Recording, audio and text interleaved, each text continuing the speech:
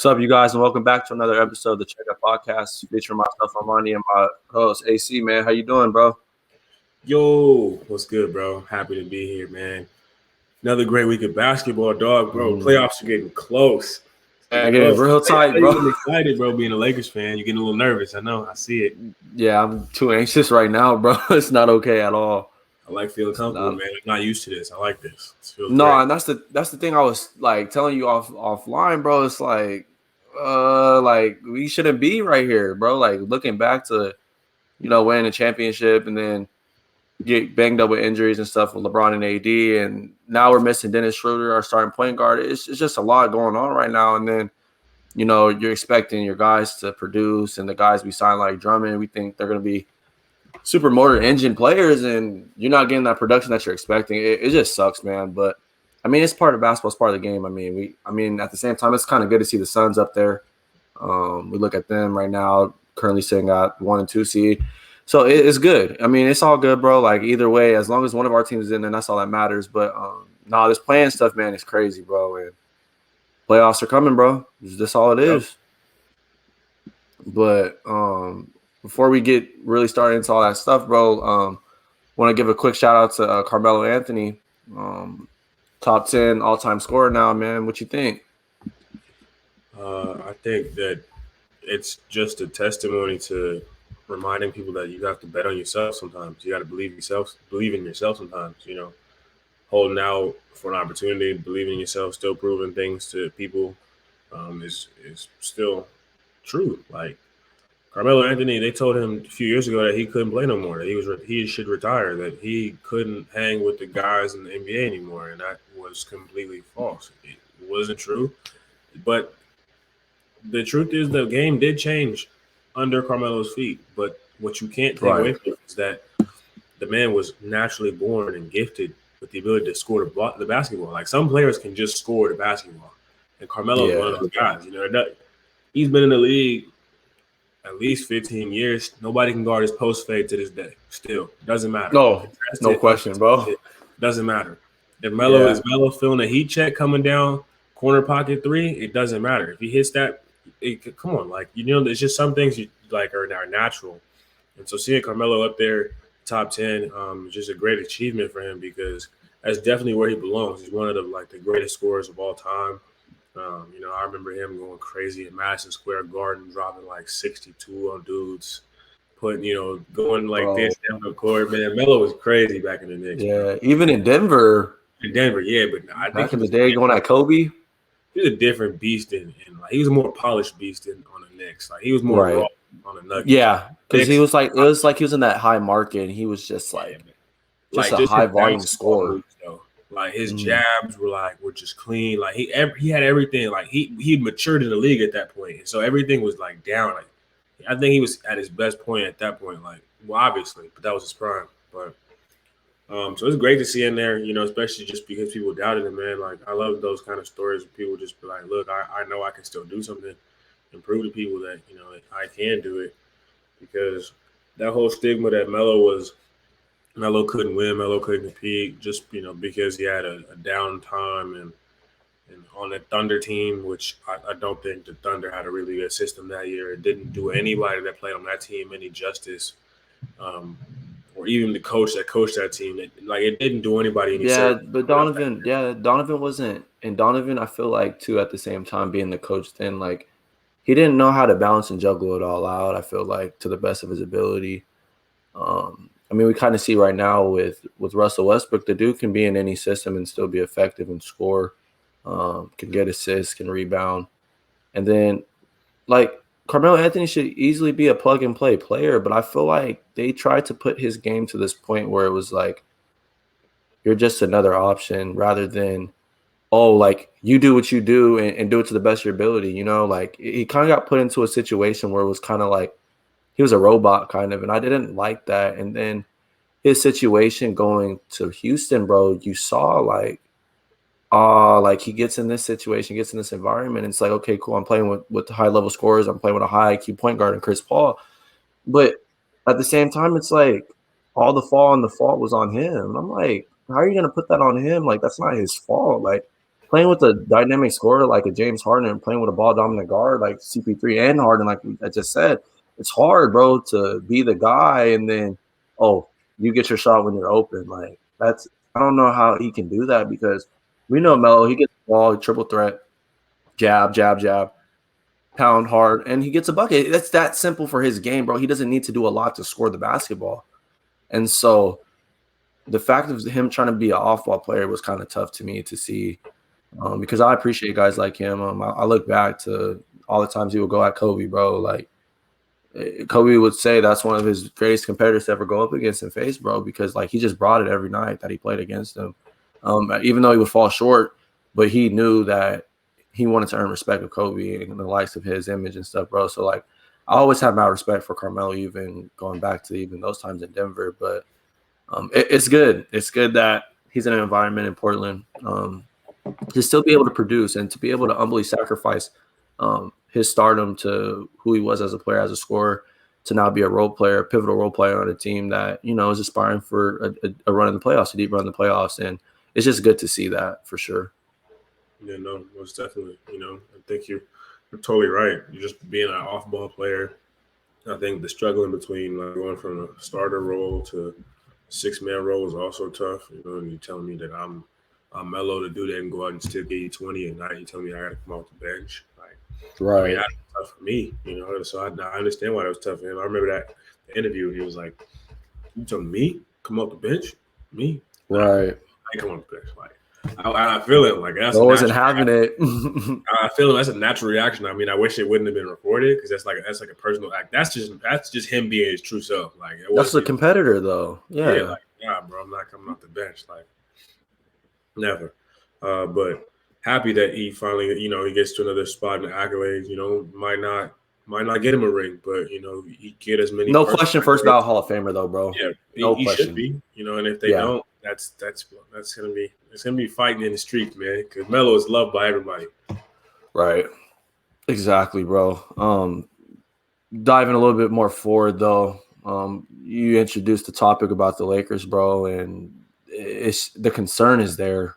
I look at the team, bro, and we pick up Andre Drummond in the buyout market, and obviously we're bared with injuries from LeBron James and Anthony Davis, bro. But it's like I feel like the Lakers expected Andre Drummond to be this player like he was back in Detroit, and even how dominant he kind of was towards his latter time in Cleveland. But I don't think Drummond right now is the guy that you just put into the system and say, "Oh, go give us a lot of points." Like I feel like Drummond's more of that defensive piece that the Lakers needed more so than that offensive fire scoring power that they needed when the burden of LeBron and AD was there with injuries. And I don't know, it's kind of tough, bro. Like I have a lot of thoughts right now, but I wanted to see what you thought real quick before I started to say a lot more. Yeah, I don't know if I would say I'm surprised per se. Like I kind of feel like what the Lakers are getting out of Andre Drummond is a bit of what you saw at Andre Drummond in Cleveland, which is kind of which is the guy who's getting a lot of rebounds, but a few of them every night are off of his own misses. It's like it's not offensive rebounds as he's good. The most efficient, he's not the most efficient post scorer, even though he's always down there getting offensive rebounds. Yeah, so a lot of his putbacks aren't exactly green. So yeah, but you knew that's what you were getting. Why you were getting him to replace Mark was because you needed you needed help with the defensive side. Yeah, because Mark has been a liability, and that was the idea. If AD wasn't coming back or if AD wasn't available, at least we got some defense, right? Right. Now AD's back, so you have two big players in defense. Okay, that was part of your winning formula last year. Okay, you needed two bigs that can play defense. JaVale and Dwight were really good for that. And Dwight, but it's something. But Andre Drummond has never had the most polished offensive game. That's never been what you really asked Andre Drummond to do. He's never been a great free throw shooter either. So no, as a whole, he's not going to be the person that gets you buckets. That's kind of why you have Trez. That's why you have Schroeder. That's why you have a Kuzma kind of guys. Like I don't think those fillers. I think the media expects because he's Andre Drummond to come in and put up leading rebounder, dominant center. Yeah, honestly, if he's down there if he helps like AD take some of the load off getting the rebounds and allows to get a rebound and kick it out to AD who's out there stretching the floor and you got 4 on the perimeter ready to shoot. Like those are the plays that matter. Like I don't think it really matters that he doesn't average. He won't be averaging like 10 points or 12 points a game. Like just Right. you have 2 stars and you have plenty of guys that can score. Caruso can score. Schroeder can score. Kyle, yeah, all Travis those can guys, score. yeah. Kyle can score. So like you don't really need him to score at this point. Like Keith can score too.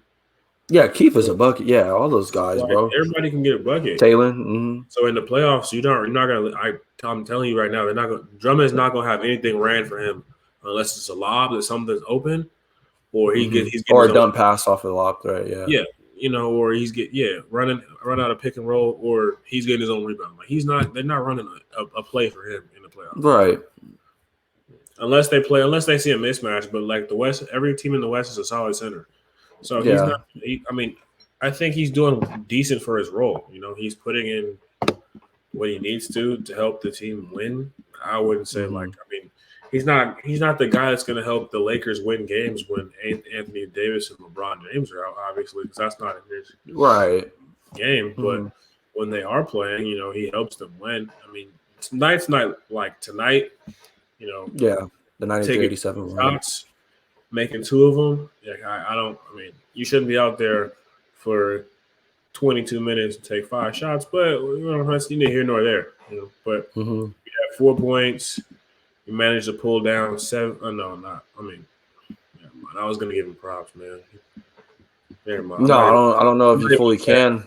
I'm not even gonna say it because this is live and we're recording, and I don't want to talk about how many rebounds he pulled tonight. And then the next day, it's really not gonna help my case defending, bro. So I'm just not gonna say it. No, yeah, for real, bro. And then another thing too, though, is like you look at the durability now of a guy like LeBron James, who's always been known that you can't count out, and I still would never want to count him out just because of who he is as a player. But at the same time, with the injuries he has, like he had to sit out clearly against the Denver Nuggets today, and then the possibility on Thursday that he'll also be out. Durability is a big concern for a guy like him now, just as he ages, because the more times with the Los Angeles Lakers and any team that LeBron's been on, he's been dependent on greatly. And at certain points, at certain times, you can see that it takes a toll on a player like him. But at the same time, the mentality of him is just like, let's get it done. Let's get it done. And like I look at Anthony Davis and I always sit there and say, okay, like this guy is so dominant. He's polished. He has the skill set to be, a great forward in the league. And he's up there now as one of the top forwards in the league, forward centers, whatever you want to call him. Like he's up there.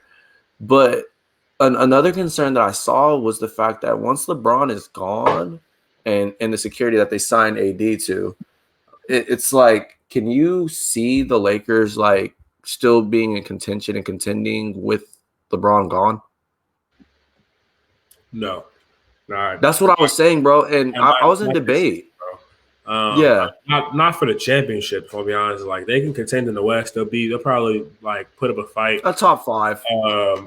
But honestly, it kind of even right now with the standings, if we looked at the standings right now and just imagine who they'd play, I don't know if that team without LeBron is even beating who they got to see the first round, because the Lakers now have to see it. They have to see the Clippers first round. If the Lakers were the 5th seed, and they had to see the Clippers in the 4th seed. So that right there, they're not beating them. I'm just going to tell you that right now. They're not beating them off rip. Only way they win that is if Bron come back. That's just obvious. Fully healthy though, fully healthy and like on fire, like consistency wise. Because in the past 2 games, LeBron's only averaged like 18 points. Yeah, and playing full minutes, like he was, but he got burnt out because of his ankle. So no, and I don't know. As a Laker fan, you probably would want them to take that 6th seed, honestly, and have a secure spot and play the Denver Nuggets instead. Like and have the Mavericks. We play the Clippers, bro. We're gonna get worn out, bro, with Rajon Rondo and Kawhi, PG. You want the Mavericks to do that, bro, because the Mavericks, Luka almost did it last year. Luka, single-handedly. So He Yeah, got banged up, and if KP didn't get hurt, you never know, bro. Like we would have been in a totally different maybe ball game discussion with them, bro. But Luka was carrying their ass, so I don't know. Like that's the only concern I really have right now. I mean, I'm never the type and guy to want to doubt LeBron James or anything, or even the Los Angeles Lakers at this point in title contention and stuff. But it's just kind of tough. I look at it right now because injuries are real. Fatigue is real. Durability is real for a guy like LeBron James at age. Like, and he honestly did say he was like, I don't think I'll ever be able to fully rehab no more. And like to be able to get back to 100% ever, like he said, just because of who I am right now at my age, like it's bearing. But looking at the play-in though, bro, like it's looking really, really like competitive and tight right now. I mean, we got right now, if it was to close out today, like you got Portland at 7, Golden State at 8, Memphis is in contention at 9, and then you got San Antonio at 10. It's pretty solid cut, bro. Like, yep. and the way it works, obviously, I was telling you earlier, it's 7 and 8 play against each other, and then 9 and 10 play. The loser of 7 and 8 plays for the 8th seed against the winner of 9 and 10. So, I mean, you can see either way. I kind of want to see Steph Curry get in there. I don't know why. For some weird reason, as much as I don't really like the Warriors and as much as I kind of be a hater on them, but like, I don't know. Steph's really deserving of it, I feel like. And the way he's able to carry his team, we've been talking about it for a while now. Like, you've been saying since the beginning of the year, he has to average 30 in order to get him there. And I mean, he's doing what he has to do. You know what I'm saying? So it's looking really tight, bro. And even teams like Portland are in the mix right now, super tight. But the things with these teams is like how healthy can you stay, and at the same time, how much momentum can you get going into the play-in? You know? Yep.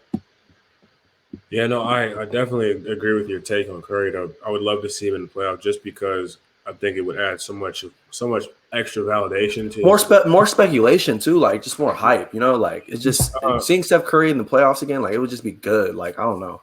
I think, but it would also just it would take away from a lot of his haters, a lot of his naysayers, and say, oh, Steph has only been good because Klay Thompson was there. Steph was only good because Yeah, and I want that for him. Like for real. so I'm like, okay, yeah, I did have help, but I can still lead a team that has pretty much no one on it that has scoring capability besides myself and maybe Andrew Wiggins, and we can make the playoffs. We can just play. We can have everybody else try to play defense, and we'll make the playoffs. And that's what's happening with this team right now. And it's also going to add some extra props to a man who doesn't get a lot of them from me, and that's Steve Kerr, because this team, yeah, with Steph Curry, has a possibility to make the playoffs after being in a position early in the year where I thought they had no chance of making the playoffs. Yeah, they're still floating around 500. But that's been enough to survive this year because, this year's been a wild year. Other teams in the West fighting for that playing spot. You have, Portland, Memphis, and the Spurs, all teams that, definitely could be playoff teams. I wouldn't say that now that they have Jaren Jackson Jr. back. Yeah, you were telling me that last time. You were talking about really that. Excited to Memphis. see what Memphis can do. It's really interesting to see also that these teams, Portland, Memphis, San Antonio, Dallas, they were all around these same spots last year. Yeah, because San Antonio was in contention, trying to get into the playoffs. Like Portland had to win that game last year to get in. Spurs and Grizzlies lost the game. The Spurs, so it's interesting to see how some teams have advanced and how the West kind of stays somewhat frigid and where the big teams are still up on the top. You still have the Jazz winning a lot of games, Nuggets, Clippers, Lakers, of course. But I think that Grizzlies team is going to be one to look out for. Just up and coming. They spent a lot of the year without Jaren Jackson, and now he's back. And he had him back for a few games before playoffs, and I think that's going to be key, especially if they have to play a team like Portland again, or even the Warriors. Just having a guy down in the post that they can go to. Was Jaren Jackson in the bubble last year for the play-in? See, that's another thing that we got to think about, like that the impact of a player like that. You've been on that, and I have to kind of give you a lot of more credit and praise for that because Jaren Jackson is a really high energy player, just all around effective. It's not a guy that you would sit there and say like, oh my gosh, he's super like crazy, but he gets the job done. Hustling, rebounds, can finish at the rim. Like he's reliable for a guy like John Morant, and that's all you would want out of a team like that because they play hard, and I really believe and honestly can say like John Morant will be a really good like rising star for the league in years to come. But it's kind of that thing where like you said, like the West is kind of stuck in the same area, but it's kind of like that situation where like nobody really wants to go to a team like Memphis. Nobody really wants to go to a team like Memphis and go contribute and help get them over to the top. You look at I give a lot of praise to you guys like with the Suns, bro. Like it took a lot out of a guy like Jay Crowder to sacrifice his career and his reputation in an environment like the Miami Heat on a championship run and could have run it back way easier. But like, no, I'm gonna go to Phoenix and go try to help him win a ring, you know, and took less money to go and entice and endorse a team like the Phoenix Suns and get them into a more better and greater position as a role player, as a vet, as a leader. And I also think that has to do with just how like certain coaches and teams value the player. You know, right, like exactly that decision. You know, like I don't feel like that was just because of the money. that Miami viewed him as like as not something that wasn't expendable.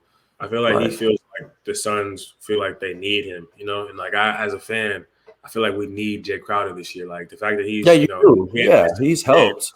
You know, even though we're winning games that he's missing, I know that when the playoffs come, we need Jay Crowder. You know, because He's a that vet, bro. guy's on defense, bro. Like I used to hate when I would watch Jay Crowder play defense on my He's team, a bro. pest. He's a Yes, pesty he's ass annoying. player. Oh my god, he's everywhere.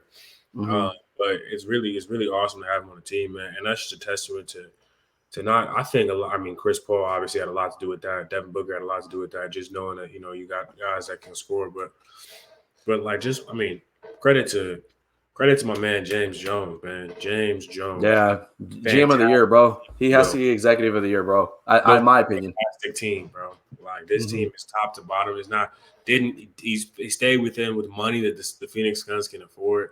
We didn't go Mm-hmm. crazy with signing anybody. I mean, we got a few guys on some decent contracts, but the talent is there. I'm not saying that the talent is going to be there for the entire playoff series. Like we can win a championship. I don't think. I mean, just being realistic. If I don't go full fan mode, I don't think we can win a championship this year. I don't think we Mm-hmm. beat. But it's a good building block to building a It's a championship building contending block, team. and I could see a That's what you got to free think about, another bro. free agent coming and being like, okay, cool, you know what I'm saying? I want to fill in for that number 3 spot, and then we got we got a squad, and we're ready to take on the league, and we're the Brooklyn 2.0 because we got some great weather. In case any NBA players out here watching, man, you might want to come down to Yeah, Phoenix. springtime in Phoenix ain't bad. You know? Yeah, and that's the thing too, bro. Like, I think this is going to be really good for a guy like Devin Booker, who's really well deserving of it. I talk about you guys a lot, and just to see like the environment that Devin Booker's been in since he's been drafted by the Suns, bro. What were you gonna say? Did you see that stat that said he has the most points of any player in the league before they enter their first year in the playoffs? Yeah, That's I saw crazy. that. Bro's still stupid young though, too, bro. Like that's the thing that I feel like we forget about with D Book, bro, is the fact that he's been in the league for a minute, but at the same time, bro, is really not. He came in He's at like really 18, 19. Like, yeah, bro. Like this is only his Book's only 24, bro. And yeah. that's the thing that I feel like we Right. as people forget about, bro. Like Book's doing his thing right now, like averaging 25. I mean, he's consistent and he's elevated his game every year. 13, 22, 24, 26, 26, and 25 right now. And like, bro is effective enough to get it done, bro. And like, even his elevation of his game as a playmaker and playing with a guy like Chris Paul has helped him out a lot. And like, what I was just saying is the fact that like he's really deserving of this. And I feel like this will allow him to kind of earn more credibility and respect by the league. Because I mean, we always look at Book. Oh, he slept line or he got snubbed again. Like, but Book's actually a real well polished, defined, out of the gym cut made bucket, bro. Like, and is effective. But I just think there's a thing that we always tend to forget about is the fact that, oh, it's just the Phoenix Suns. They're not gonna do anything. They're not gonna do anything major, nothing crazy. But at the same time, like these type of teams that you sleep on is the type of teams that can make a run easily, bro. And like I said, bro, like I'm not sitting here trying to say the Lakers ain't gonna do it, but if we don't do it, I would really hope and pray that you guys do it, bro. Like for real. Man, I wish, bro. I wish. I mean, Mm-hmm. D Book is my boy, man. I've been a fan. Mm-hmm. I'm a Kentucky fan too. I love him. I didn't know about him until we drafted him. I wasn't big on college hoops, man. But once I saw him Yeah. before, I was like, yeah, this guy's the truth. I was on Twitter the other day, and there was a legitimate debate going on about who has the best mid range in the league, and they was talking about Bradley Beal, He's Devin, just up there. Jason Tatum, and I was like, oh man, they all got fire mid. They've got fire I mid would range. put DeMar DeRozan in there too. That's true. He's always at a polished mid range. Yeah, I would put I DeMar mean, DeRozan that's in there really his too. bread and butter. Maybe, He's not shooting threes. but yeah. Great year still this year too, though. Mm-hmm. But nah, Devin's my boy, man. Shout out to Tatum who dropped 60 points in a game. I think Yeah, he did do that. shout out to him. You know, my boy dropped 70 on your court, but we're not going there. Right. Yeah. Look now, flipping it over a little bit, like looking at the East though, like I mean, I was talking to you. I texted you the other day, bro. I was talking to you about with Brooklyn. The fact that Giannis was able to put up 49 points and KD was able to put up 42, and then Giannis still outdid him. Kind of weird to say and kind of weird to think about. But at the same time, though, like how tight do you see the East looking towards the end now, right now in the regular season? The East is what I would consider extremely top heavy. Mm-hmm. What I mean is that they have the three big juggernauts up top. They got the Nets, the Sixers, and the Bucks. Every team underneath them are now on the same tier as those three teams. Those three teams are in a league of their own. And the Nets are only in that same league with those 2-3 when they don't have James Harden. When they have James Harden, they're in a league of their own. Right.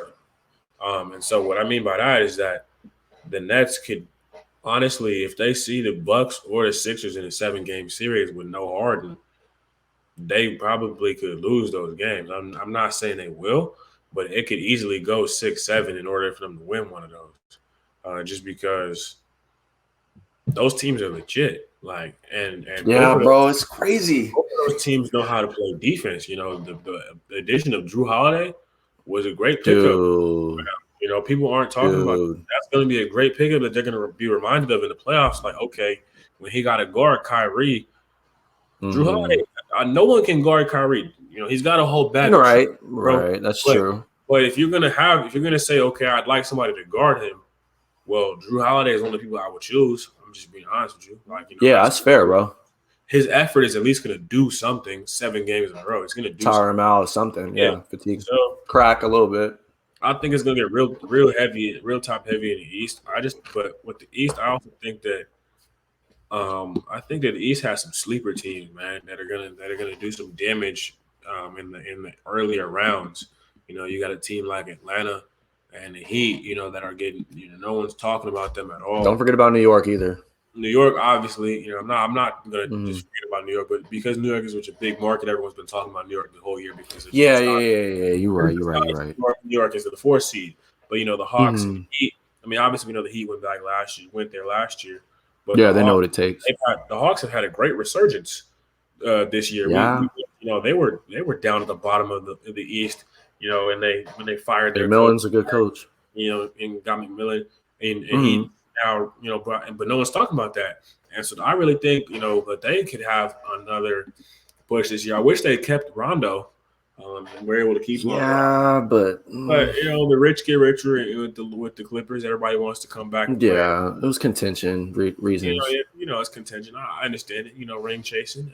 I'm not mad at it at that point in your career. But I'm as of right now, the Boston Celtics are easily coming out with that 7th seed. If they get into momentum has to be on their side right now, bro. Playing game and lose that playing game to the Charlotte Bobcats. Charlotte Hornets. The Hornets, you're good.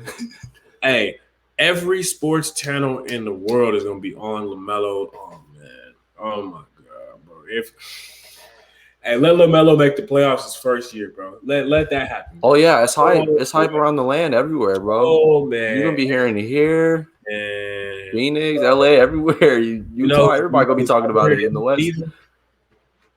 His big brother ain't gonna get out of it.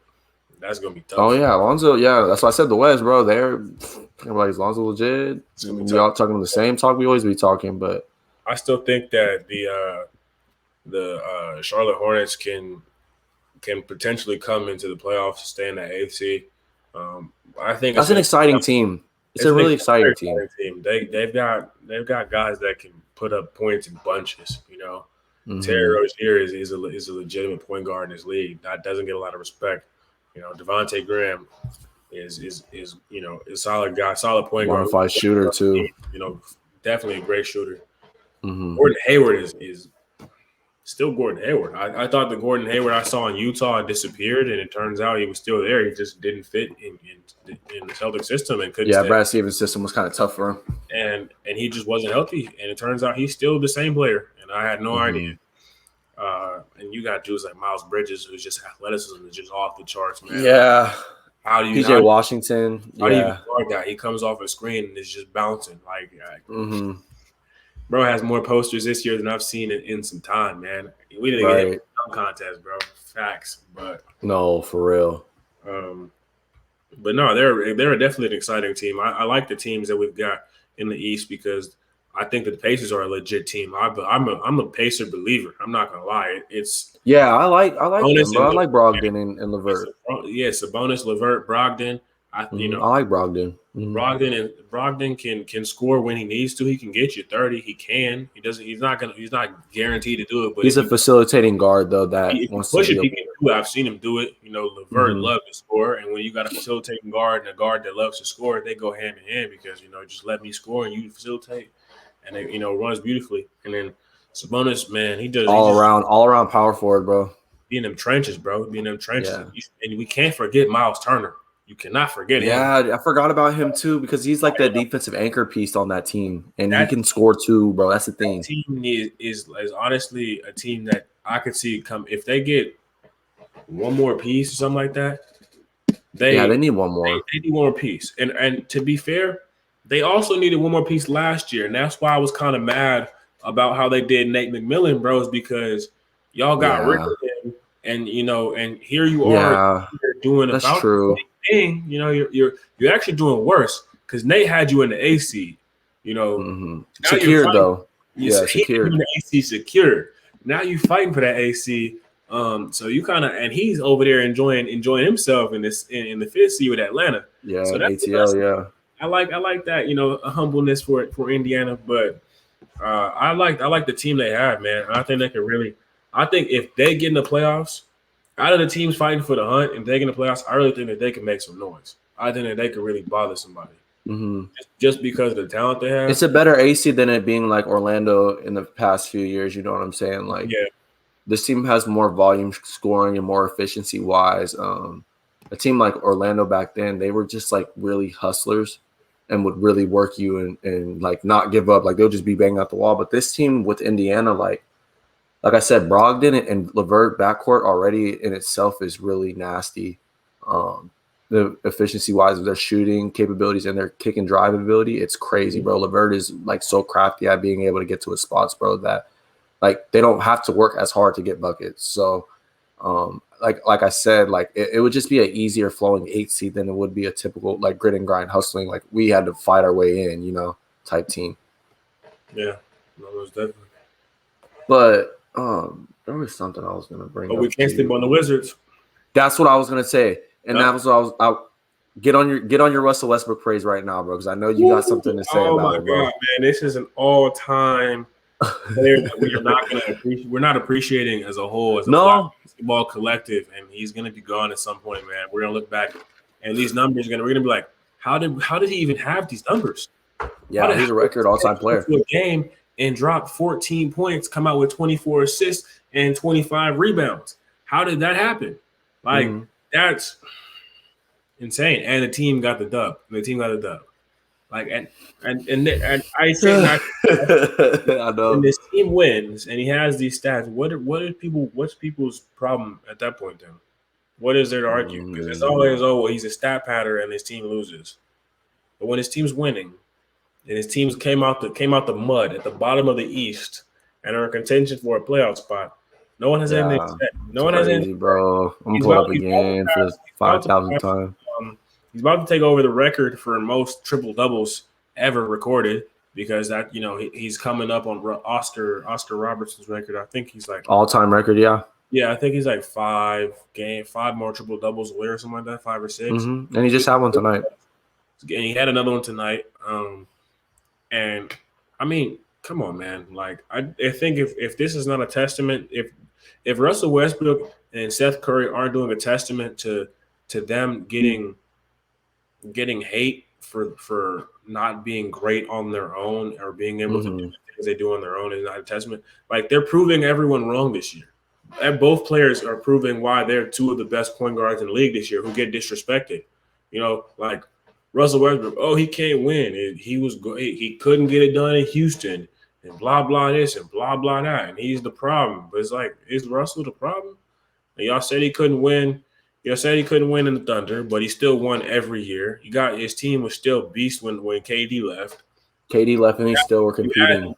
And if we're really being honest, if we're being truthful honest, yes, Russell Westbrook does try a little too hard sometimes in games, and he tries to win. He's an ultimate competitor. But if we're really honest, bro, in the playoffs, his wingman or his number 2 or number 1 or whatever his partner, they don't show up, bro, and they don't have like. Come on, we remember that game versus. I think it was Utah, and Paul George has like 6 points, but nobody said nothing in the playoff game. I'm like, Russell. That's when they asked God game. Russell 47, bro. I remember that. Like, come on, and PG had like 6 points, but nobody said nothing about that. And I'm like, well, what is Russ supposed to do? What is he supposed to do? PG was supposed. PG at the time was third in voting for MVP. Yep. But yep, so I'm glad he's doing it with people that nobody respects, nobody would have, probably nobody drafted on their fantasy team, people that probably people don't really know that besides Brad Beal. All the casuals in the playoff, if they make the playoffs, all the casuals will be like, whoa, who are these guys? I've never seen him. I don't know who this person is. Let me look them up because nobody knows Hutchinson. Who their teams guys are. Like Rui. That's who the Wizards are. Their teams, they're the teams you're not picking in 2K, okay? Mm-hmm. Unless you want to play with one to two players, and that's Bradley Beal, Seth Curry, and Russell Westbrook. That's it. Mm-hmm. So. And it's sad, bro, because like we don't, like you said, we don't appreciate a guy like that. And I just look back too, going back to what you said, the OKC Thunder, bro. When Kevin Durant left, Russell Westbrook got that big ass contract that he got from them just for ensuring loyalty. And the thing about it, bro, like we looked at that team and we're like, Russell Westbrook's not gonna be able to do anything without Kevin Durant, his running mate, or even without Harden. We could say that too. But the dude was averaging a triple-double, got MVP, and was just going at next. And that's a team that you sit there and say, like, a centerpiece, a cornerstone piece, and a solid foundation player like Kevin Durant is off that team, and it's just Westbrook by himself, and he still got him there. It's crazy. And his second guy was who? Victor Oladipo at the time, who wasn't as fully developed as he is now, and still to this day you can't really say he's bona fide. But he led that team to the playoffs, bro. Like, that is sick to think about, bro. Like, it's just crazy. Like, you can't – it's guys like that, like I say, like we say you're talking about LeBron, but another guy I think, in my opinion, too, is Russell Westbrook. You can't count him out because, like, he's always going to try to figure out a way to win a game and impact the way on the game that can help translate to a win. And, like, dude – like, I just had it right now, and it's crazy, bro. Like, dude had double digits in the 20s, bro, for 21 boards and 24 assists, bro. Like, who does that? No one. Today. Like, and this is against nobody. Like, this is like against NBA teams, bro. Like, this ain't like he's just doing this casually or he's just doing this against mediocre things. Like, no, bro, like he's doing it. And it was the Pacers. We can sit there and say, like, oh, okay, it's whatever. But no, bro, like, that just doesn't happen. That just doesn't happen, like, in a regular game like that all the time. You don't really see that all the time. So the fact that he's doing it consistently is something I feel like we as people need to, like, acknowledge and appreciate. Like, because, like you said, when he's gone, bro, like, besides him and maybe sometimes when LeBron does it, like, you're not going to see another triple-double machine like that. Like, and at least in this common era of what we see, So I don't think so. No, and if you were reading what it said, like it said that, there's only been 3 of those done in history, and right, them were him and Wilt Chamberlain. And we look back at Wilt Chamberlain, and everyone has everyone in our generation looks back and says, "Yo, where is the footage for Wilt? We don't believe that Wilt's real. Like the numbers just don't make sense. Like how is that possible? How do you put these numbers up?" And and we've got somebody that's doing the exact same thing, and we have the tape, bro. And our kids, when we grow up, we're gonna be like, "Who is this Kids, Russell grandkids, all Westbrook? that. Like, look at these stats. Like, how did he do this?" And we're gonna be able to put this tape on and be like, "Yup, this is how he did it, bro. Like he was like this." And I don't know Dishing, if it's crashing boards, all that. because community they don't view players without NBA championships the way they view those with. And if Russell Westbrook had one NBA championship, I swear he probably would be one of the greatest point guards of all time. Just being honest. Yeah, But I agree, the bro. problem is he doesn't have one, and people don't view point guards in the same way or players in the same way without ring. So I hope he gets a ring at some point, man. But I just wish people would just appreciate who he is and what he brings as a player anyway, because he's honest and true, man. He gives it his all when he goes out on the court. He does he's a winner, he's a competitor, and he's just done the same thing ever since he's been in the league. He's a humanitarian, he's a father, he's a great person. Yeah, no question at all, bro. And like I said, bro, it would just be exciting to see a team like them that has struggled so much, bro. Like you got Bradley Beal out there, at one point was leading the league in scoring and doing all this stuff for nothing. And you can see it, the frustration, the anger of having to try to gel together and figure it all out. And it's like, okay, we're working our ass off. We're doing all these things for our team, but falling short. But now to see like them even in a position to try to contend for a playoff spot, it's pretty self-rewarding, and it proves and provides great testament to those players, bro. Like a guy like Bradley Beal, who right now at this point is in his career is at the peak of his prime and scoring. Russell Westbrook is still to this day is able to play make at every level of the court, on the floor, or whatever. So it would just be a good thing to see, bro. But looking forward, though, it's just been really exciting. Continuing to look into the rest of the season with the play-in tournament, the whole new ideal of it. I know a lot of players are disagreeing, even likes of LeBron James and stuff. But it's good for the league. It provides more competition. It provides more fandom for us as fans. It provides more speculation for the reporters and analysts that have a job every day. And it's just something I feel like we have to come to terms and accept. And it's just providing a lot of greatness for the league as a whole.